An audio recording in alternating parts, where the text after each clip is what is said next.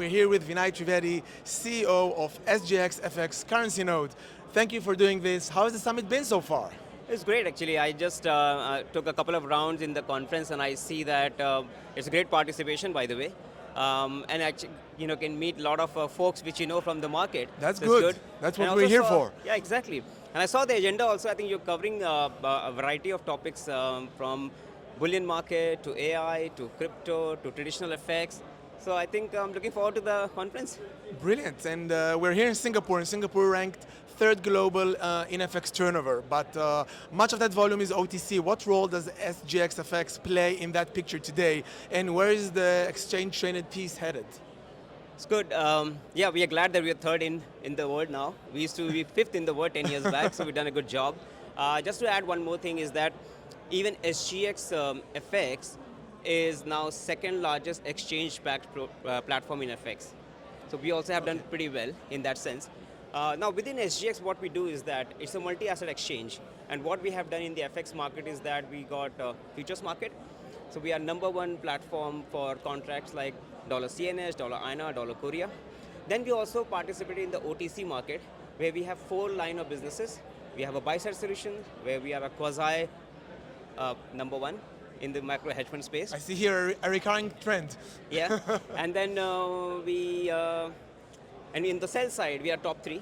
So we have a like end-to-end trading solution for sell side, right from price creation to distribution to risk management. And then we launched two new business line in last 3 years. One is SGX CurrencyNode, which is what I'm representing. And the idea was to fill the gap in the emerging market liquidity. And then we launched SGX TickNode, which is a market data product because we wanted to disrupt this market in a very meaningful way. Okay, So we are contributing to the ecosystem. Yes, there's a quite lot going nicely. on. There's a lot going on, and as you mentioned, the agenda covers a host of topics in innovation, and everyone talks about on-chain, both digital assets and tokenization. Where does SGX stand on these, and can, as such an established player, number one across the board, Singapore-based, but a veteran market participant, adapt to such products? We are veteran, but we are very nimble. Okay.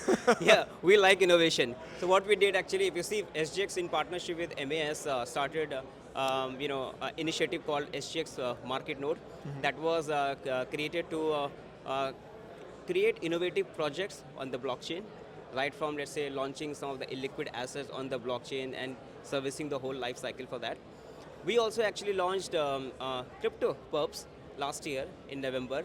And the idea was that Serving who? Serving brokers walking this floor, No, so the idea was that- institutional ones? So, I mean, we are obviously an institutional exchange, if you can see that. But the idea is always to make sure that if there is a gap in the market, let's fill the gap. So demand was to have a crypto product on a TradFi exchange. We thought that we can launch that product. We launched two crypto perps, Bitcoin and Ether. And we are one of a kind to launch a crypto perp on a traditional exchange. Otherwise, generally, it's a product which happens on a crypto exchange.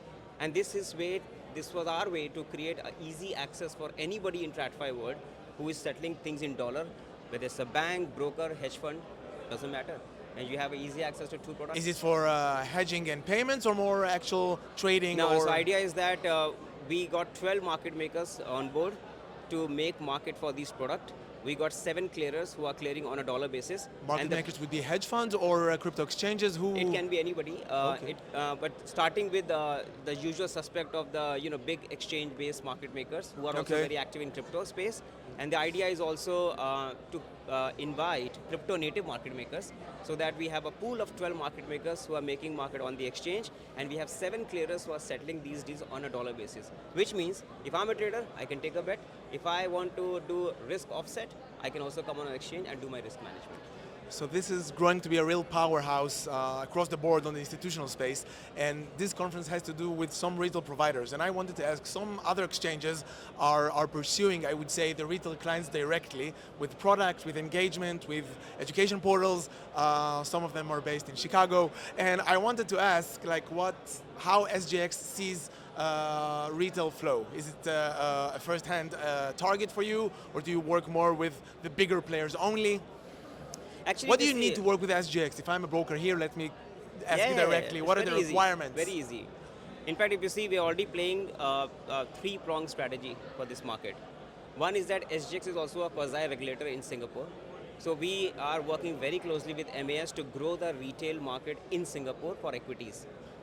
We actually do a lot of educational seminar, conferences within SGX to promote half of these brokers who are in the conference today have come to SGX floor, and actually they have showcased their functionality, their capabilities. We promote that activity because if there's no retail participation, there's no exchange. On the technology front, what we did, we actually service broker-dealer market anyway very actively using our Max Trader product, where we give end-to-end solutions to broker for them to price their clients efficiently, manage their risk efficiently, and increase their profitability.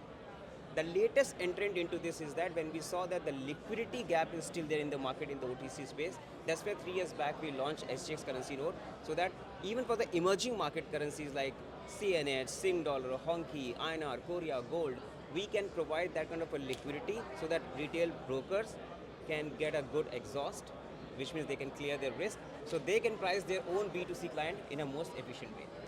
So there's a lot to look out for. And when you look at H2 2026, I want to ask, what are you most excited about? And since you will be joining the liquidity panel, I would also like to ask, where do you see most of market risk coming from? Is it oil, crypto, perps?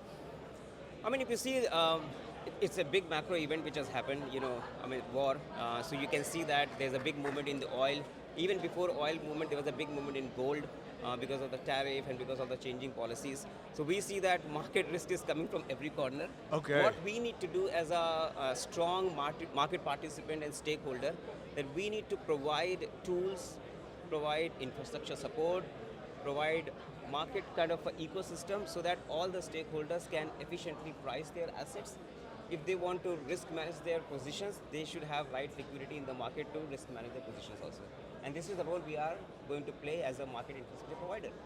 Great. We hosted you in London, and now we host you here in Singapore in the home base. Yeah. So thank you for doing this, and looking forward for your liquidity panel. Thank you. Thanks a lot. Cheers. Bye.